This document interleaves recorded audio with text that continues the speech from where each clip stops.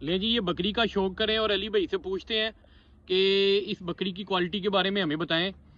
माशाल्लाह चेक कर सकते हैं आप बकरी का फेस, लापड़ और हवाना भी चेक करें। ये तैयार है बिल्कुल जी, तैयार है जी बिल्कुल। माशाल्लाह माशाल्लाह जरूर कह दीजिएगा जी। अली भाई इसकी क्वालिटी के बारे में जरा हमें बताएं। क्वालिटी इसकी अच्छे दूध में अच्छी है, बच्चे भी अच्छे देती है ठीक है।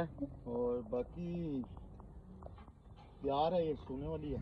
अच्छा माशाल्लाह, ये कितने देर में सूझेगी ये बकरी जी? ये दिन नहीं लेती है मेरे ख्याल में, 4-5 4-5 दिन में इंशाल्लाह।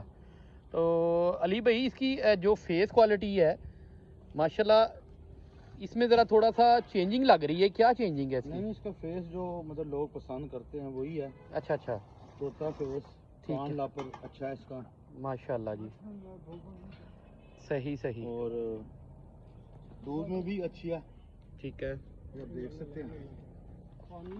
जी। माशाल्लाह चेक करें जी, इनका हवाना चेक करें। बाकी इसको मैं आपको छोड़ दूंगा ताकि ये खाए जाए। जी जी।